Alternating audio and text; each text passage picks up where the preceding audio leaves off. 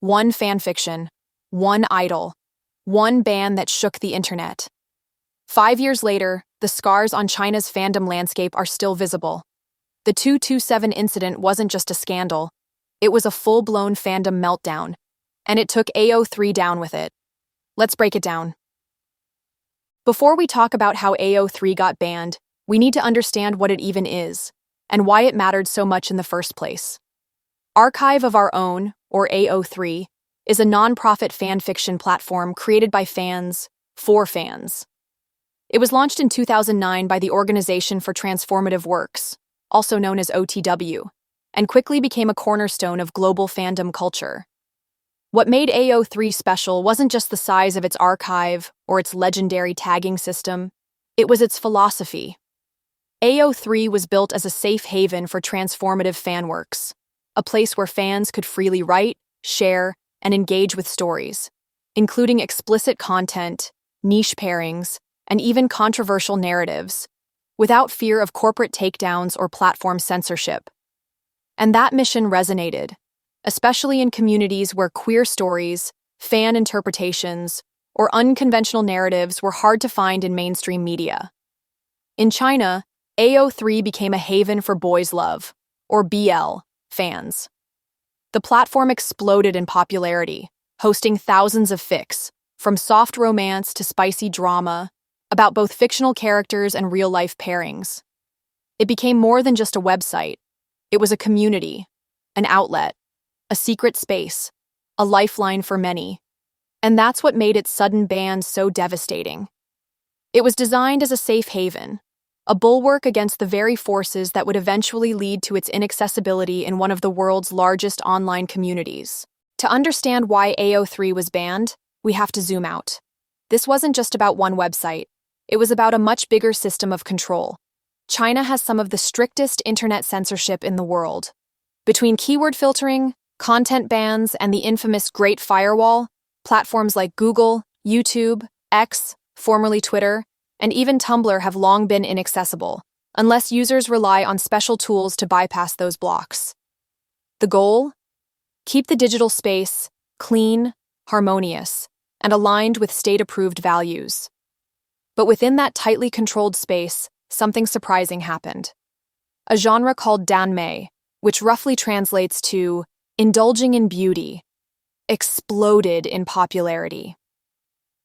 Danmei is China's homegrown version of boys' love, stories about romantic relationships between male characters, often written and read by women. And we're not talking about a niche corner of the internet. These stories became huge. Best-selling novels, animated series, even live-action dramas that made it through censorship. Like The Untamed, based on the wildly popular danmei novel Mo Dao Zhu Shi. Yes, that Untamed. We'll come back to it. But with popularity came attention, and with attention came crackdown. Despite their mainstream success, danmei stories often walk a dangerous line in China. Many include same-sex romance, gender nonconformity, or sexually explicit content. All things the Chinese government increasingly classifies as vulgar, immoral, or representative of abnormal aesthetics. At the same time, the Chinese Communist Party, or CCP, has gotten more aggressive about controlling celebrity culture. Idols are expected to represent positive energy and uphold traditional values. Anything that risks corrupting youth, like real-person fiction, or RPF, is especially targeted. So it wasn't just AO3's content that made it a target, it was the kind of content BL fanfiction, RPF, stories that challenge gender norms, that imagine queer futures, that make idols look too human. And in a state where image control is everything, that was a problem. And all of that tension? It finally boiled over in early 2020, sparked by one fanfic, one idol, and one very angry fandom. It all started with one fanfic. In early 2020, a real-person fiction fanfic titled Falling began gaining traction on Weibo, China's biggest social media platform. The story centered around two actors, Xiao Zhan and Wang Yibo, stars of the massively popular danmei drama The Untamed. But this wasn't just a fluffy fanfic. It was an alternate universe real person fiction, or AURPF, meaning it took real people and placed them in a dramatically different fictional setting. In this case, Xiaozhan's character was written as a gender-bent sex worker in a gritty, mature narrative. And that was the spark. Many Xiaozhan fans were outraged. They called the fanfic disrespectful, immoral, and even defamatory, claiming it tarnished his public image and crossed the line from creativity into character assassination. They didn't see it as fiction. They saw it as deeply personal and humiliating. But not everyone agreed. Even within Chinese fandom spaces, reactions were split. Some users saw the fic as a niche expression of fan creativity, not something worth mobilizing against. Others condemned it harshly, calling for tighter censorship of RPF and queer content on public platforms. And soon, the controversy spilled beyond China. On international fan spaces like Tumblr, users clashed over whether the fic was out of line or whether the backlash was. One user said, "So writing sexually explicit fanfiction about a real person is totally fine now? Xiaozhan's fans are the weird ones for thinking that's creepy? Y'all are insane. Sorry." Another replied, "Yes, actually. Because it's a work of fiction. That means it's not real. It's that simple." Someone else chimed in, "Can't believe you saw a post about a dictatorship censoring queer content and thought the fanfic was the problem." And another added, "RPF is invasive and kinda gross, but that doesn't justify mass censorship either." This split, between creative freedom and celebrity boundaries, between art and responsibility, only fueled the fire. And what came next? Went far beyond fandom drama. It became a national controversy. What started as a fanfiction controversy quickly turned into a full-blown fan war. Angered by the falling fic and other real-person fiction on AO3, Xiaozhan's fans didn't just complain. They launched a mass reporting campaign, accusing the platform of hosting illegal and vulgar content. The campaign gained massive traction on Weibo, which became the main battleground for the fan war. Thousands of users coordinated efforts to get AO3 taken down in China. But this wasn't just about reporting content. Key figures, like the fan account Banana Rabbit, led the charge, going beyond venting online. They actively posted instructions on how to report AO3 to the government. They encouraged others to call censorship hotlines, label the content as pornography and prostitution, and even use their real names, claiming those reports would be taken more seriously. In one, now infamous post, Banana Rabbit advised fans to report falling as underage prostitution content that promoted harmful values to minors, and to avoid mentioning celebrities at all, to frame the report as a public morality issue instead. It was a tactical move, designed to match the tone and priorities of Chinese internet regulators, a deliberate playbook for triggering censorship. And then, they succeeded. On February 29, 2020, Archive of Our Own became completely inaccessible to users in mainland China. The news spread like wildfire. That same day, AO3's official communications account posted simply, "Unfortunately, the Archive of Our Own is currently inaccessible in China. We've investigated, and it is not due to anything on our end." Their Weibo account followed up, addressing Chinese users directly.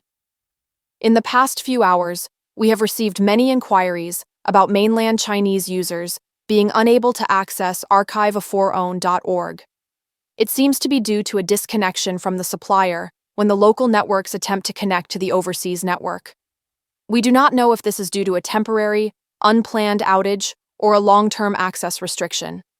Since the problem is not caused by the AO3 server, we have no way to resolve it.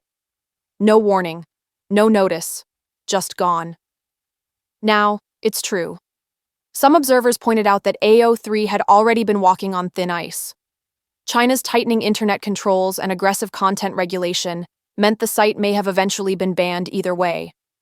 But make no mistake, this wasn't a slow, bureaucratic fade-out. It was a fan-instigated takedown, loud, targeted, and deeply coordinated.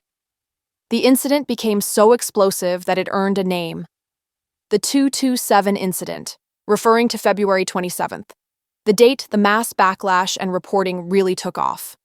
The result? AO3 was gone. Chinese fandom was in chaos, and Xiao Zhan, the actor at the center of it all, was about to face his own fallout. The ban didn't go down quietly.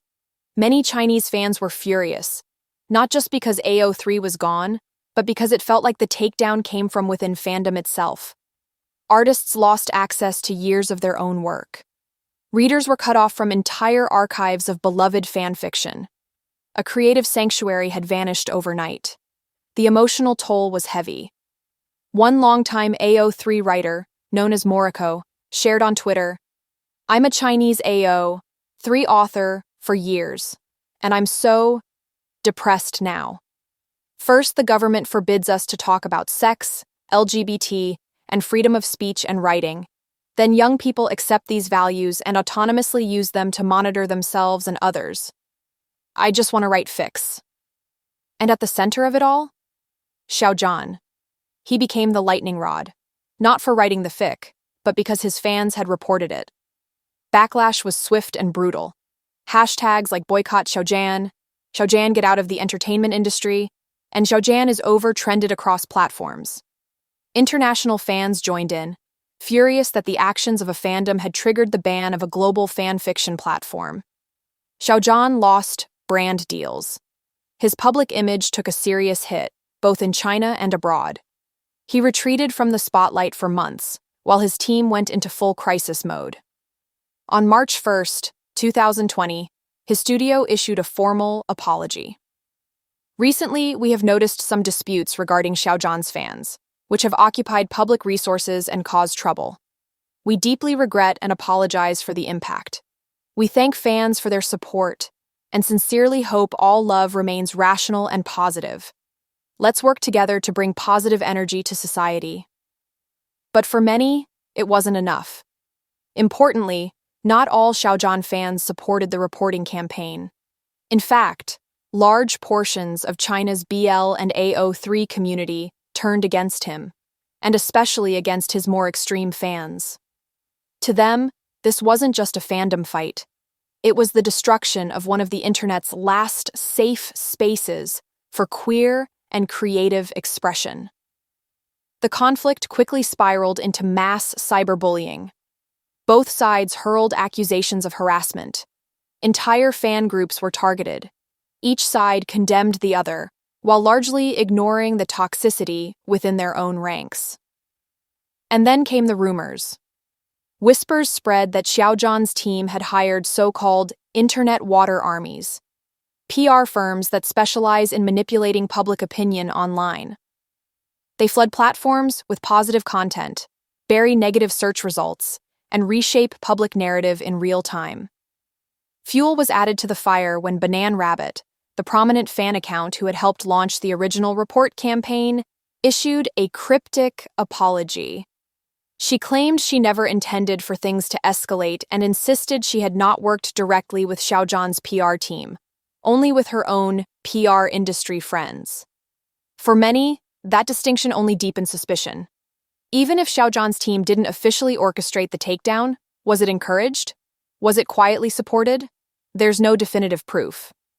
But in Chinese fandom, where image control, government censorship, and fan culture all overlap, many believe this kind of behind-the-scenes cleanup is standard practice. Regardless of what was true behind the curtain, the outcome was clear. AO3 was gone. Fandoms were fractured, and Xiao Zhan's name became permanently tied to one of the most explosive censorship incidents in fandom history. So, was AO3 banned for pedophilia? No. Let's be clear. The falling fanfic, the one that triggered the reporting campaign, did not contain pedophilic content. The AO3 ban in China was the result of a fandom-driven conflict, not illegal material. While AO3 hosts a wide range of content, including mature and controversial works, it operates under a clear content policy. The OTW was built on the principle of protecting creative freedom, not promoting harm. But in the years since the ban, misinformation has circulated. One such instance came in 2022 during the election for the OTW Board of Directors. Tiffany G., a former member of AO3's support committee and a candidate in that election, made a controversial statement suggesting that AO3 may have been banned in China due to pedophilic content. The backlash was swift. Chinese fans, many of whom had lived through the 227 incident firsthand, called the claim false, damaging, and deeply irresponsible. To them, it felt like a revisionist narrative, one that erased the complex reality of censorship, fandom infighting, and state control, and instead placed the blame on the users themselves. This false narrative has sadly resurfaced, most notably with statements from figures like Tiffany G., who incorrectly implied AO3 was banned over pedophilic content. This claim has been vehemently rejected by fans and researchers alike, particularly by those from China, as it misrepresents the incident and unfairly demonizes both the platform and its community. The truth is much messier and much more political. To reduce it to a content moderation issue is not only misleading, it's a disservice to the millions who lost access to a creative outlet overnight. The 227 incident wasn't just an internet scandal. It was a turning point that exposed how volatile the intersection of fandom, censorship, and creative freedom can be. It showed how fandom, something built on love and community, can be weaponized. What started as a fan campaign spiraled into a national-level ban. It proved that the passion and power of fan communities, when misdirected, can trigger real-world consequences, especially in countries where online expression is already under constant watch. It also underscored the fragility of creative freedom in authoritarian systems. AO3 was designed to be a haven for transformative fan expression, especially for queer stories, marginalized voices, and unconventional narratives. But in a tightly controlled digital landscape like China's, even one spark of controversy was enough to bring it all down. The ban became a symbol of how easily hard-won spaces for expression can vanish, overnight. And beyond China, the incident sparked heated debates across global fandoms, conversations that still haven't reached a clear conclusion. One of the most divisive questions was about the ethics of real-person fiction. What counts as just fiction when the subject is a living, breathing celebrity? When does imagination cross a line, and who gets to decide where that line is? At the same time, the role of platforms came under scrutiny.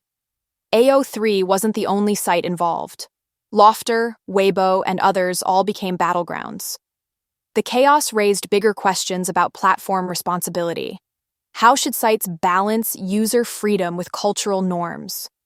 What happens when platforms are caught between fandom conflict and government pressure? And underneath all of it was a deep cultural divide. Western fans often live by the rule of don't like, don't read. But in China, fandom culture is deeply entangled with nationalism, moral expectations, and tightly managed celebrity images. That clash of values, between individual freedom and collective responsibility, helped turn a niche fandom drama into an international flashpoint. In the months that followed, the ripple effects only grew. The Chinese government launched a sweeping crackdown on fan culture, banning fan rankings, discouraging BL content, and even targeting effeminate male idols. Many believe the 227 incident gave officials the perfect excuse to tighten control, all in the name of maintaining social harmony. In the end, this wasn't just a fandom war. It was a warning. A reminder that when creative communities turn inward, and when censorship is just one complaint away, everyone stands to lose. AO3 wasn't banned because of one fanfic. It was banned because of power, image control, and what happens when a fandom turns on itself. In a world where fiction can lead to censorship, where do we draw the line between fantasy, responsibility, and freedom? And maybe the scariest part? It could happen again. Anywhere. I hope this pause in the chaos gave you something to think about. Until next time, this is GPkP.